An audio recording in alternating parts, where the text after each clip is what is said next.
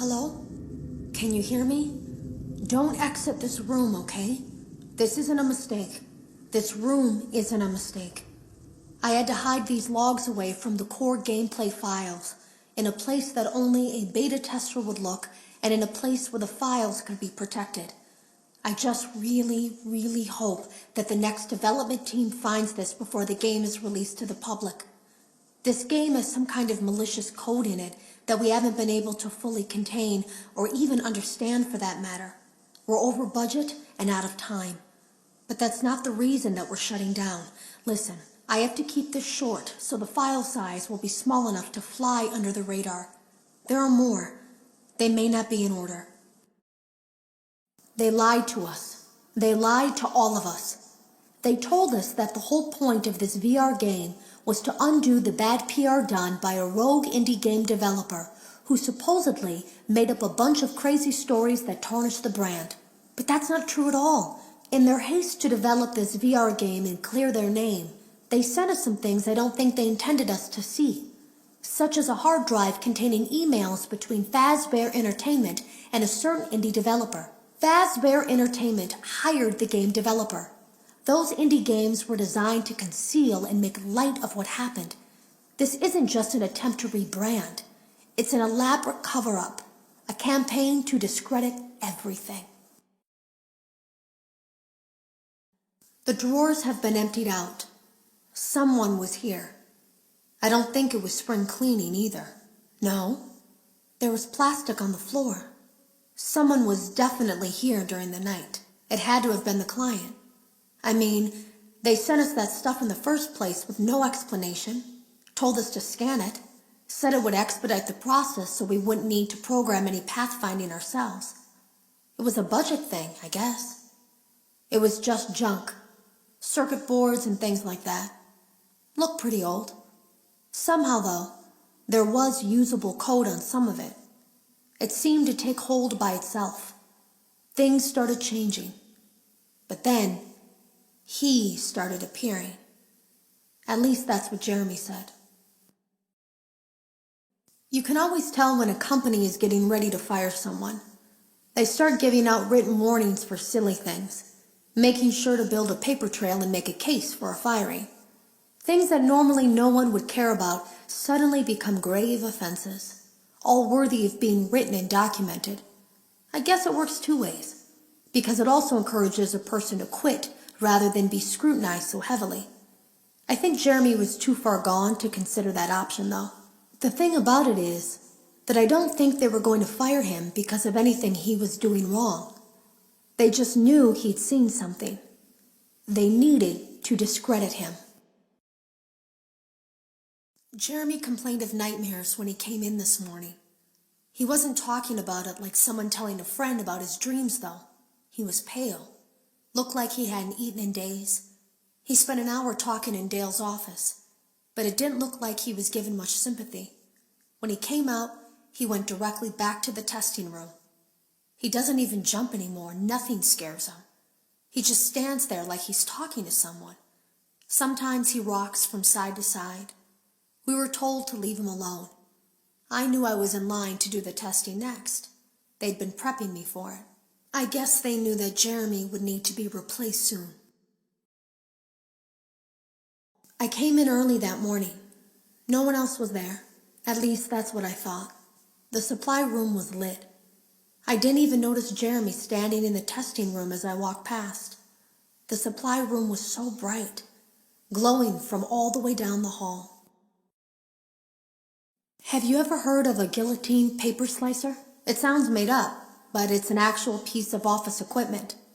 I didn't even know we had one in the supply room. I guess they're more common at businesses that do a lot of graphic design work. I remember seeing one when I was still in school, and even then, I knew how dangerous it looked. I was always afraid of losing a finger. That seems so silly now. Jeremy used to do design work. I guess that's how he knew it was there. There was something that looked like a Halloween mask laying on the floor. I didn't understand. Ink must have spilled.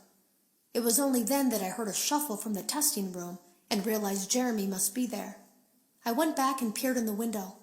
I couldn't see his face. He had the visor covering his head. He had ink spilled on himself as well. The front of his shirt looked black in the dark room. He turned his head in my direction, but I don't think he knew I was there. I heard a pretty heated conversation this morning between Dale, our manager, and someone else on the line. It really feels like this project is in trouble, in no small part because of the lawsuit, I'm sure. There has to be a lawsuit, there's no way there isn't. It happened in this building just a few doors down from me. I think it's made worse by the fact that Jeremy tried to tell us something was wrong, but as a dev team, we all just saw it as a challenge to find what the problem was and fix it. Who could have known that? I have to go. I was told I had 3 days to finish Jeremy's work, but I know it's just passing the time. They don't really expect me to do anything. It's just to keep up appearances until the buyout is complete. We have to look like we have things under control. There's another potential development studio that wants to pick up from here, but who knows what kind of lies they're being fed to convince them to do it. Against my better judgment, I'm going to do my best to see what's here, make notes of it, and try to isolate where this thing is hiding. At least then the next person that tests this will have a chance of getting rid of it. I saw it for the first time today. There was a character I couldn't make out who it was, standing at the end of the hall. I thought it was just bugged out, so I made a note of it and kept playing. But then it was looking in the window, and not like Chica or Bonnie would. It was like it was actually looking in the window, seeing what I was doing. There is a way to kill it. It wants to escape through someone plugged into this game. That's you now. You have to let it begin the process of leaving through you. Then use the disconnect switch that I've embedded by the main stage. Let it approach you. Let it begin to merge with you. Play the music and flip the switch. That will cause a hard restart of the game and flush the memory, effectively killing it. I hope. I don't know when it will come for you. Today was my last day of beta testing, and the anomaly that I've been seeing is nowhere to be found. But after inspecting some of the files, it seems that it's attached itself to these logs. My logs. That can't be an accident. So now I have to make a choice. Do I leave these logs here for you to find, or do I try to purge this thing myself by destroying the logs? I've chosen the latter. I can't delete them. By creating a protected area to store these logs apart from the game, I effectively gave this thing a safe place to hide itself.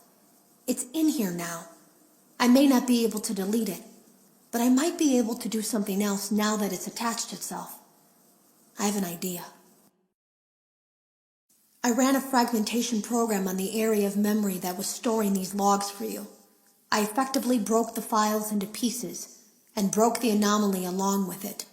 That means that you won't have my warnings to guide you, but hopefully it also means that this anomaly, this virus, or whatever it is, will remain broken and unable to do more damage.